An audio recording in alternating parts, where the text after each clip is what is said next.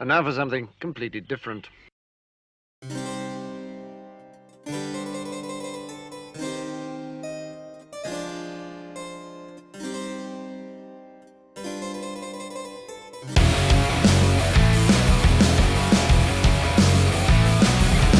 What's going on, YouTube? Well, as John said, I am in fact doing something completely different. In fact, I can guarantee not a single one of you requested this. This was something I just happened to stumble on and I said, yeah, okay, I'll give it a shot. Now, I've been mildly aware of the epic rap battles from history. I remember being on the fire department like 10 years ago, and one of my buddies kept trying to show me these videos of these epic rap battles, and I was like, okay, whatever. Yeah, George Washington versus Gandhi, I don't know. I just honestly never saw the appeal, to be honest. I don't even know if it's the same people who do them. I have no idea. And I noticed that Scheme does a lot of these. A ton. I've never watched any of his reactions. Because again, it just didn't really, I don't know. But then I noticed Ragnar Lodbrok and Richard the Lionheart. And these are two historical characters that have a special place in my heart. You guys know I'm a history buff, right? I've got that goofy diploma behind me. And a large part of my study was on the Crusades, medieval Europe, the early church, and even some Viking history. So I thought, what the hell? I'll check it out. Now, please bear with me. Even though these were kind of like my specialties, it's been a minute. I think I took a class on the Crusades like 7 years ago. I've been watching the Vikings, I don't know, a couple years ago. So it's not fresh, but I imagine some things I see are going to kind of dust the cobwebs off. So anyways, I guess we'll check it out. Here we go. All right, so you guys will notice I'm rocking my Lion Rampart sweatshirt. I actually picked this up in Scotland. I can't remember if it was Edinburgh or where I was. So I thought it was appropriate for the occasion. But I don't even know how to react to this. I guess this will be lyrical. You know, I'll be really scoping out the lyrics and seeing what everything's all about. So here we go. Sponsored by Rise of Kingdoms. Up, bottles of history. Richard the Lion versus Ragnar Lodbrok. So again, I don't I'm know. Richard the First from the Third Crusade. That only leaves room for you in second place. The chivalrous swinger of the sword and mace, and I kill you when I spit like a pit full of snakes. I'm the number one dick, rising up to make you feel small. My battering ram slams through your shield wall. I'll announce at the next of your things that I'm chopping through your family like boneless wings. Of course you got avenged by a kid with no bones. Your own story ended worse than Game of Thrones. Your son killed your ex killed your wife. I'm the Lion King, man, but that's a messed up circle of life. Half-ass head taps can't be condoned. It's like you raided the face of Post Malone. I'm scared of no foe. I'm backed by the Trinity. I'll conquer you on my day off like you were Sicily. Threatening to conquer Ragnar is bold. For a king who got whacked by a 10-year-old, I'll sacrifice you to Odin while drinking horns of mead. Good thing you hold the red cross, cause that's who you're going to need. Okay.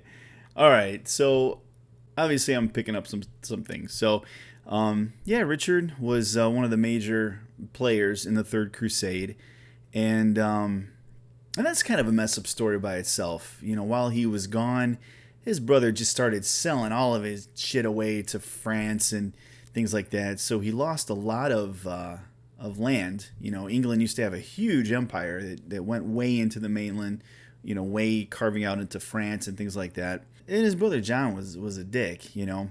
And when they went to the Crusades, it was kind of like him and I think it was King Philip.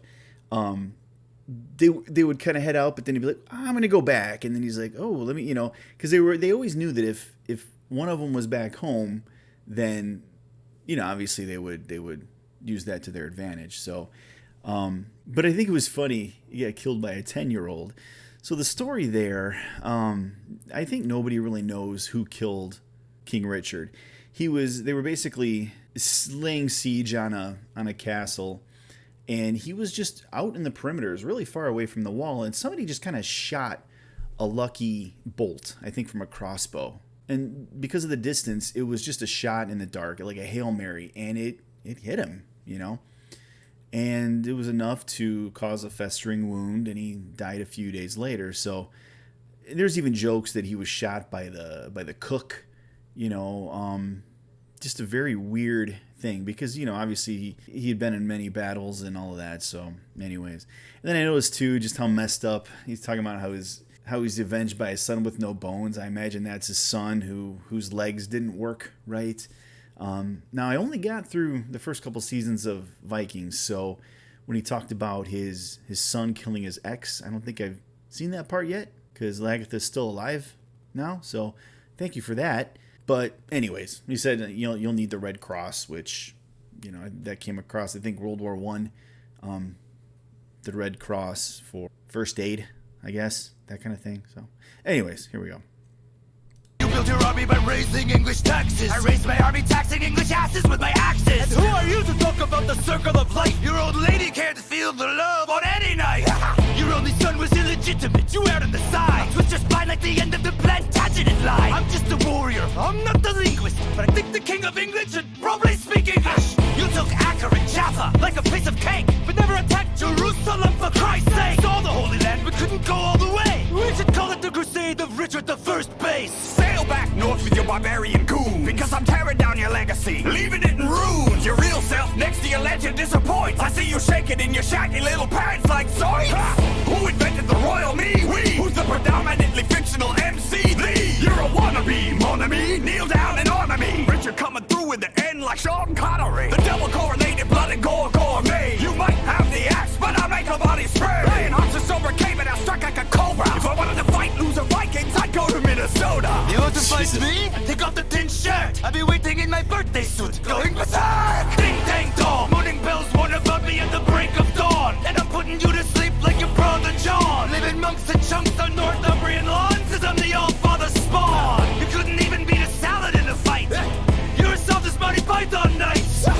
Okay, a salad in a fight. Saladin was the Islamic general. There was kind of like a big thing. They were the two big powers that, kind of like these legendary powers who were constantly going to fight each other, and they had a lot of mad respect for each other. It was kind of an interesting relationship. I want to see what he talked about with Monty Python nights. It looks like he's doing the fake, like he's riding on a fake horse kind of thing.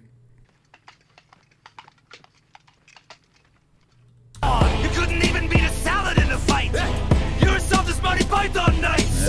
You went from chainmail to chained up in jail to mummy trained England to pay for your bail. But no king's ransom will save you from these bars, son. I'm eating you alive like the gangrene you died from. Hold war! Holster! You just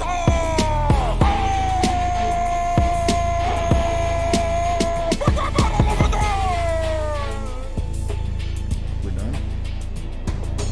Is that it? Okay, so cool, interesting. I still don't see the appeal, but it was fun, right? It was cool.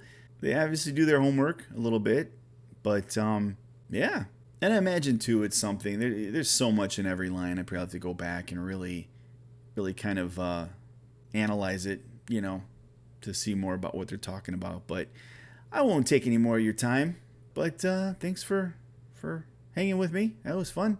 I mean, I guess if you like the video, cool. I mean, I don't know how these normally go, if they're anything more than what I just did. But yeah, I guess we'll see you on the next one. But until then, be safe, be healthy, and be nice to each other.